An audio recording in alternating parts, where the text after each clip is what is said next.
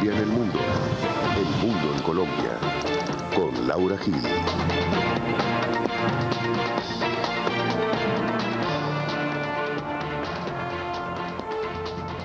Buenas noches, soy Laura Gil y esto es Hashtag Internacional, un programa para debatir temas de Colombia en el mundo y el mundo en Colombia. Y esta noche comenzamos una serie sobre el proceso de paz de La Habana a la luz de la experiencia internacional. Cubriremos diferentes temas y el que discutiremos esta noche es el momento álgido por el cual acaba de pasar el proceso de paz de La Habana, o todavía está tratando de superar el proceso de paz de La Habana. Lo queremos comparar con las experiencias internacionales. Nuestro hashtag es numeral en clave internacional. Bienvenidos.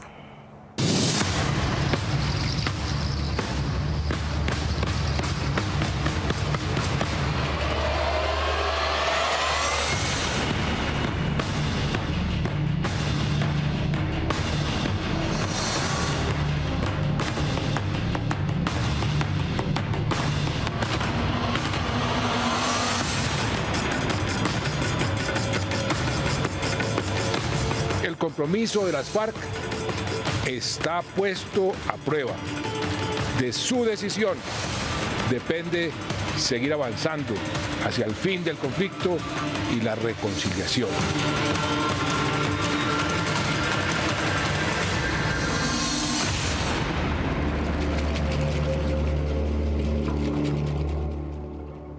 Bueno, y para discutir este momento que acaba de pasar el proceso de paz y ponerlo en clave internacional, estoy rodeada de expertos en procesos de paz, en estudio de paz y en estudio de seguridad.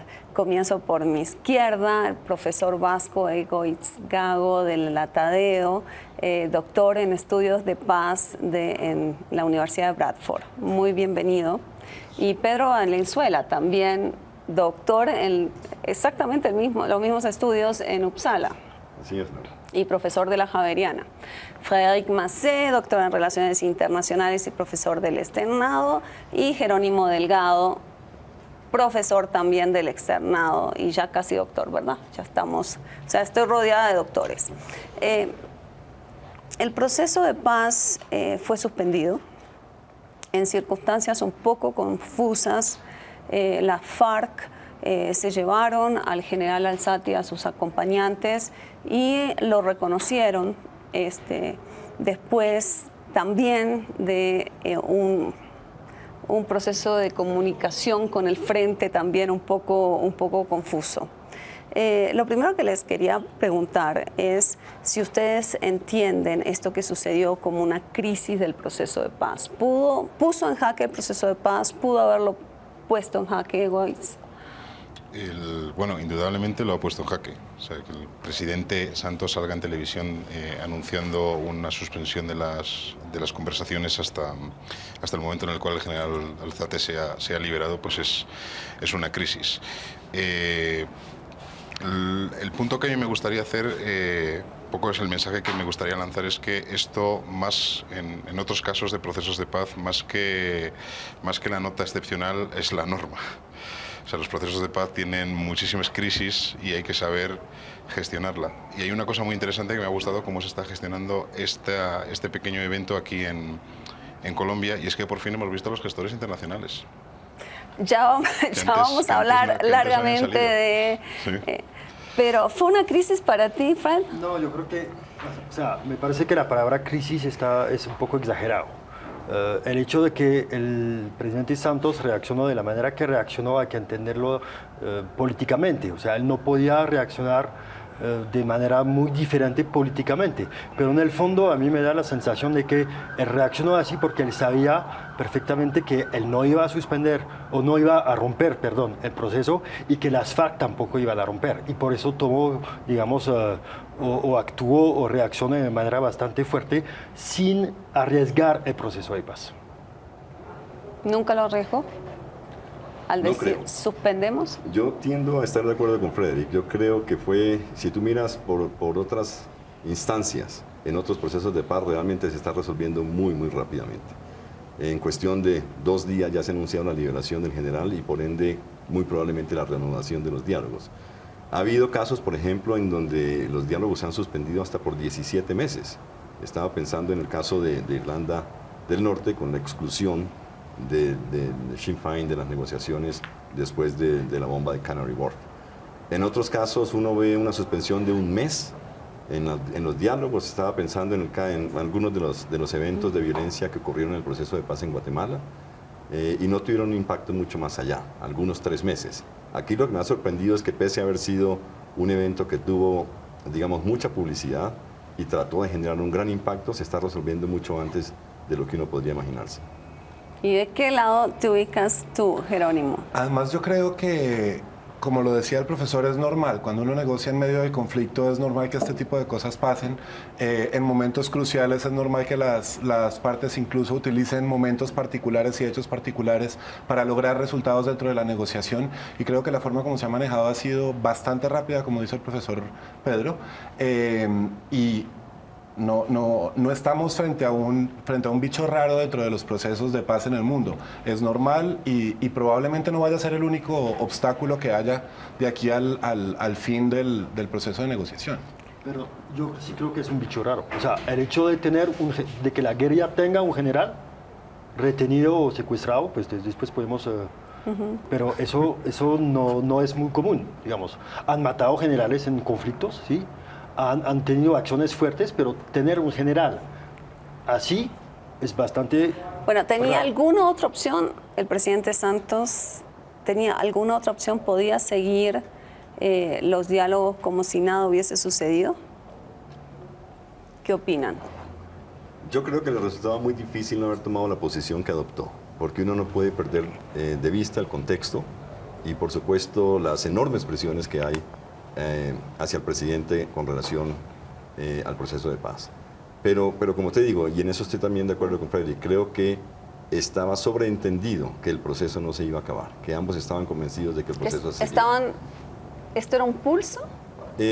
Yo no sé, es que el evento en sí, como bien decías al comienzo, es un poco extraño y no sabemos, sí, ¿no?, si hay algo ahí del azar y que realmente no estaba en los cálculos ni de las FARC ni del gobierno. Incluso esa falta de comunicación entre los negociadores en La Habana y el frente aquí, o lo que parecía ser como falta de comunicación, también parece una cosa muy típica en un proceso de paz. Sí, lo de la falta de comunicación, yo me estoy acordando de las últimas conversaciones que hubo entre el gobierno español y ETA en España, donde las negociaciones se fueron completamente, o sea, terminaron porque se cambió al equipo negociador. Un día los portavoces del gobierno aparecieron en las reuniones y había otras personas esperándoles, con un discurso distinto, con unas demandas distintas, digamos, y eso ahí demostró un poco la ruptura que había dentro de la organización. A mí me pareció muy curioso el hecho de que los negociadores de las FARC dijeran una cosa y 24 horas más tarde dijeran otra. Y es un hecho, digamos, bastante interesante, ¿no? Pero ya ha sucedido en este proceso de paz. Recordemos que en unos casos donde la FARC también tuvieron policías en su poder en La Habana, habían dicho: no sabemos, déjenos buscar primero, averiguar y después volvemos y respondemos. Pero esa es una buena señal, yo creo, porque fíjate que se alcanzó a especular un poco las declaraciones que se dieron en La Habana, las declaraciones que dio el frente acá, que eran bastante opuestas en su sentido y en el tono en que se dijeron. Por eso encuentro como una señal positiva, digamos, en el sentido de que sí parece haber una consistencia en la línea de mando, de que el frente va a acoger lo que se ha dicho en La Habana, y eso es sin duda positivo para el proceso. Ahora, si me permites, Laura, volviendo un poco al tema, porque es que yo creo que cuando se trata de analizar la violencia en relación con los procesos de paz, creo que hay que tener en cuenta como 3 puntos claves. Uno, el comentario que ya se ha hecho, no es nada extraño. Y si tú miras, por ejemplo, el proceso de paz en Sudáfrica, los 4 años del proceso de paz, del 90 al 94, fueron de hecho los más violentos de todo el periodo de conflicto en Sudáfrica. En esos 4 años hubo 15.000 muertos, es decir, casi 4.000 muertos por año. Y con eventos muy graves como uno que tú nos vas a mostrar ahora, el asesinato de Crisani, pero otros, la masacre contra partidarios del Congreso Nacional Africano en el 93, el ataque del APLA a la iglesia de St. James predominantemente blanca, quizás el peor ataque contra blancos, y ninguno de esos descarriló el proceso. El proceso terminó, como sabemos, con las elecciones del 94. No es nada extraño. No es nada extraño, ese es el primer punto. El segundo punto es que hay que tratar de analizar cuál es el objetivo, qué es lo que pretende el actor que recurre a la violencia en un proceso de negociación. Y pueden ser muy diversos. Uno puede ser, por supuesto, que no tenga ningún compromiso con el proceso y pretenda descarrilarlo. Pero otro puede ser que hay un verdadero compromiso y que se está recurriendo a la violencia como un instrumento para ejercer presión hacia la contraparte. Por ejemplo, para acelerar el proceso o para lograr algunas concesiones específicas. Y el tercer punto es las consecuencias. Lo que uno ve con diferentes procesos alrededor del mundo es que en algunos casos ha producido unas serias crisis, pero que no ha descarrilado o no ha roto el proceso. Si uno mira, por ejemplo, lo que ocurrió en Sri Lanka, es quizás el único caso que yo recuerde donde realmente el proceso fracasó por un acto de violencia. Uno de los actos de violencia. Otros actos de violencia tampoco habían dado el traste con el proceso. En otros casos lo que ha hecho, el resultado de estos actos de violencia ha sido justamente el opuesto. Lejos de descarrilar el proceso, lo ha impulsado hacia adelante. Cuando tú hablas de una posibilidad de que se utilice la violencia para forzar a la contraparte, una de las lecturas que había aquí es de que las FARC estaban utilizando al general para forzar el cese bilateral al fuego, un poco previendo, digamos, la crítica que se iba a dar aquí. ¿Ustedes conocen casos así específicos donde en otros procesos de paz en el mundo se ha tratado de usar para lograr un resultado dado? ¿Y cómo ha sido la reacción de la ciudadanía, de la opinión pública? Bueno, los casos que yo conozco más cercanos son los europeos, evidentemente, pero bueno, el caso que conozco más cercano es el que me tocan pues como directamente, ¿no? Más de cerca. No, la situación que voy a explicar ahora no es un proceso de paz per se, entre negociación entre actores, pero yo creo que también, digamos, refleja un poco cómo se utiliza la violencia simbólica. Y cuando digo simbólica, hablo de una violencia que no tiene como resultado conseguir un objetivo estratégico o acabar con muchas vidas. Durante la transición española, cuando digamos, parte de lo que era la organización ETA, pues vio que ya había democracia, había métodos democráticos de conseguir, digamos, los objetivos que estaban persiguiendo por medio del uso de la violencia. Otra parte, digamos, siguió en esa acción. Y se utilizaban lo que se llama lo que llamaban, digamos, el golpe quirúrgico, ¿no? Es para demostrar dónde puede llegar. No es una violencia, digamos, para usar ¿cómo decirlo?, para conseguir un objetivo estratégico o para conseguir unos recursos. Es decir, es para demostrar yo puedo llegar Podría allí. llegar hasta allá. Se utilizaba una táctica que era muy interesante. Cuando digo muy interesante es por cómo era. Se colocaba un artefacto explosivo y se avisaba que estaba ahí. La idea de eso es, se podía llegar, se podía desactivar, se podía hacer de todo. La idea de eso es decir, lo he hecho esta vez, lo puedo volver a hacer mañana. Por lo tanto, tengo poder en hacerlo. Muy interesante. Vamos a mirar ahora la nota de Chris Hani, lo que sucedió en Sudáfrica, y ya volvemos con Jerónimo. Chris Hani, líder del Partido Comunista de Sudáfrica y jefe de personal del brazo armado del Congreso Nacional Africano, ANC, fue asesinado el 10 de abril de 1993 frente a su casa en Parque Amanecer.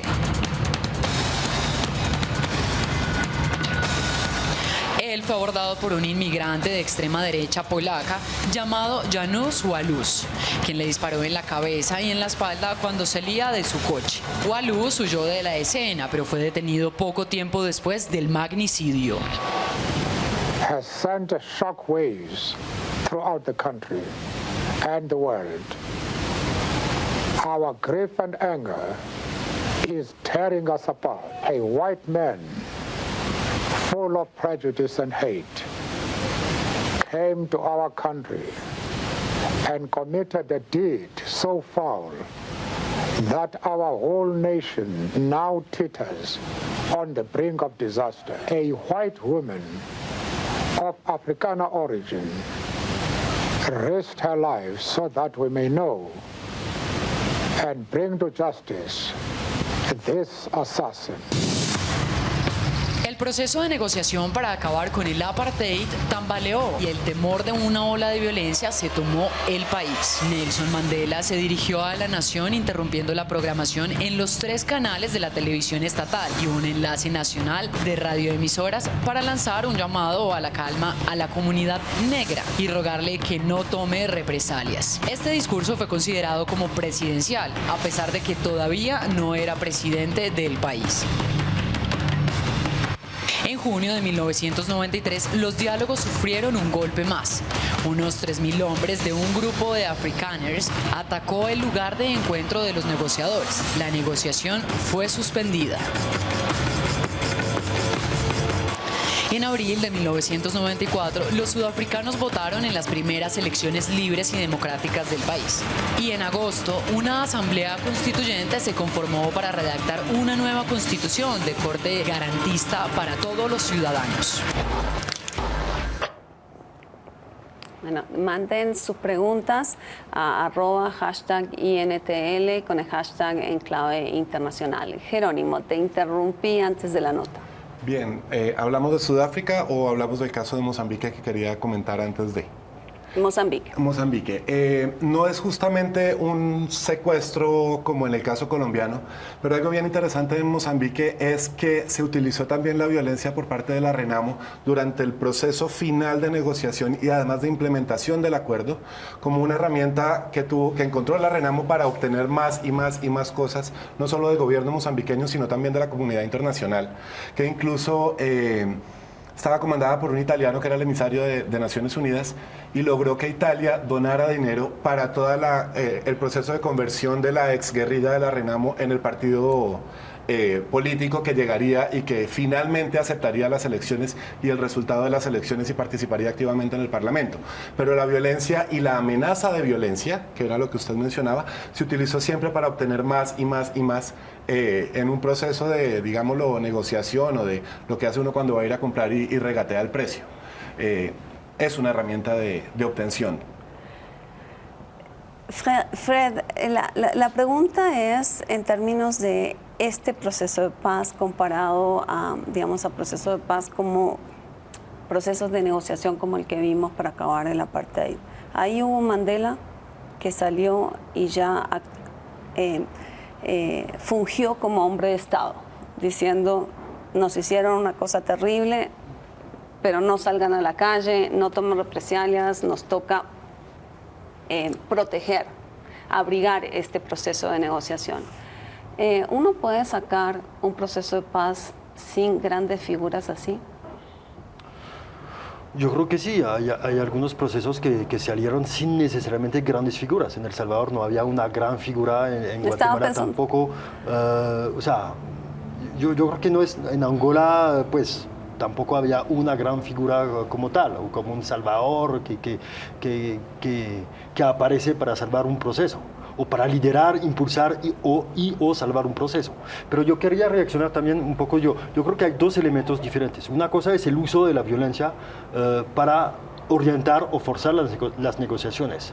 Y eso sucede en todos los conflictos. Entonces, en algunos conflictos, por ejemplo en El Salvador, la guerrilla en algún momento usó sus misiles tierra-aire para derribar helicópteros y para mostrar al ejército salvadoreño y a los norteamericanos que ya no podían utilizar tanto el espacio aéreo para combatirlos. Eso se ve en todos los conflictos. Pero otra cosa es un evento, un acontecimiento sorpresa, aquí, que puede ser el asesinato de una persona que no necesariamente proviene del enemigo como tal, o sea, no de los armados. O sea, cuando asesinan a un líder, en el caso de Sudáfrica o en otros casos, no es necesariamente uno de las partes que está planeando el asesinato del líder. Entonces ahí creo que es un evento que sucede que obviamente puede suceder de manera así, pero no entra necesariamente en la estrategia del actor, y eso cambia bastante, yo creo, un poco la problemática. En este caso, ¿sí?,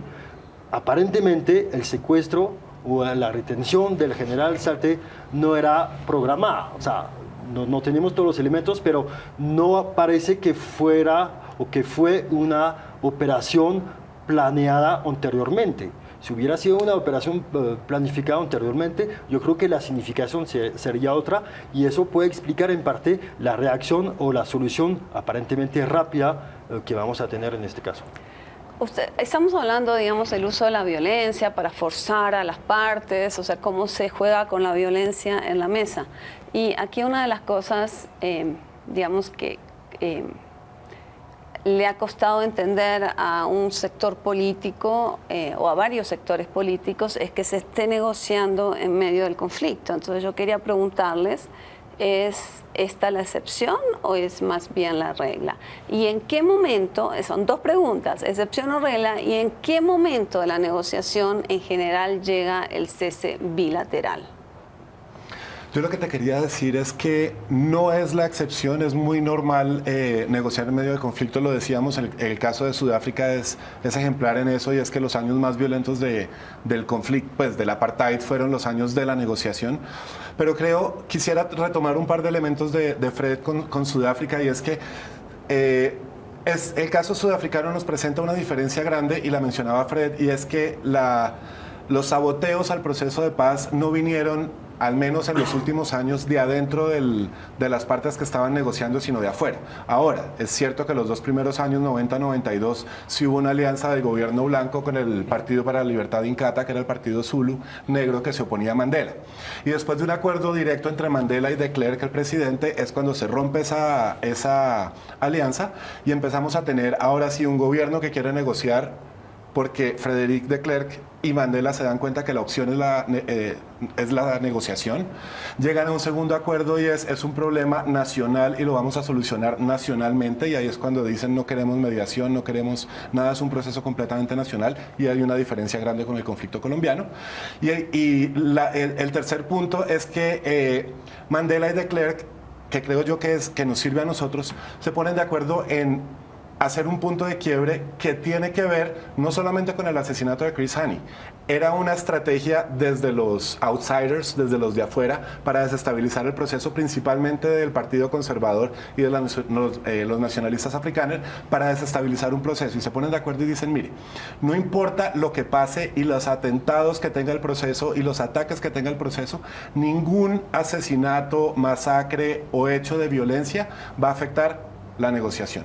Con eso lo que hicieron fue neutralizar un poco el accionar de los saboteadores externos y continuaron el proceso. Eso nos lleva a la posibilidad, no sé si de un acuerdo directo o un acuerdo intrínseco o un acuerdo tácito entre guerrilla y gobierno, porque ustedes lo decían, la negociación no se vio, o no creíamos, nadie creyó que la negociación se fuera a romper. Puede que se suspenda un par de días o meses. Pues alguna gente parece que sí lo creyó. O sea, yo estaría con ustedes. O sea, nunca me pareció que era una cuestión aquí de gravedad, pero recordemos la historia. O sea, el Kangwan también se rompió por un secuestro. Sí, pero Laura, en el Kangwan fue un secuestro, un civil. Acá es un militar, aunque estaba vestido de civil, pero es un militar. Y yo creo que es diferente.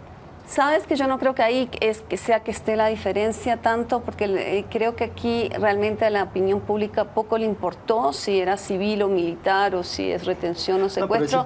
Es el momento político de la FARC, sí, de claro, que parece tan radicalmente diferente. No, pero si tú hablas de reacción de la opinión pública, yo creo que sí es diferente. La reacción política del gobierno sí, no cambia mucho, pero la reacción de la opinión pública yo sí creo que cambia bastante. Claro, el contexto es muy diferente. El contexto sin duda ha cambiado del proceso del Kangwan en lo que estamos hoy, y es mucho más favorable hoy a las negociaciones que en el Kangwan. Yo creo que las FARC en el Kangwan, pues dada su fortaleza militar y su ascendencia en el momento militar, llegó al proceso con mucha arrogancia. Creo que quizás llegaron a pensar en algún momento que podrían generar una insurrección generalizada. Y hoy, por supuesto, su situación militar es muy diferente, lejos de estar derrotada, que es lo que a veces también parece olvidarse a la opinión pública. No están derrotados y de hecho siguen siendo muy fuertes en algunas zonas del país. Pero el contexto es bien diferente, mucho más favorable hoy. Claro, pero cuando Jerónimo plantea el caso de Sudáfrica, dice, bueno, después de estos hechos hubo un acuerdo, ninguna masacre, ningún hecho de violencia va a afectar la mesa de negociación. ¿Eso es políticamente viable en Colombia? ¿O cómo lo ves tú, Egoitz, desde afuera? Hay un tema que digamos que viene, lo ha tocado Jerónimo antes y también hablando del tema de las personalidades, ¿no? Yo creo que también tenemos que tener en cuenta un poco el tema irracional aquí, ¿no? O sea, de Klerk y Mandela eran dos personas que tenían cierta sintonía personal que ayuda a avanzar en las negociaciones. En Irlanda del Norte, por ejemplo, todo fue, digamos, se tardó mucho más en llegar a un acuerdo porque Margaret Thatcher llegó al poder y no porque ella fuera, digamos, la líder conservadora, sino porque ella era de una forma concreta y tenía una visión concreta del país. Cómo son las personas en el momento también cuenta un poquito. Sí, cuesta creer que Sergio Jaramillo pueda tener química con Paulo Catatumbo, ¿no? O sea... Sí. Pero además la ascendencia moral de Mandela. Claro. Yo creo que ahí es donde está la diferencia. Bueno, nos vamos a una primera pausa y ya volvemos con más de Numeral en Clave Internacional.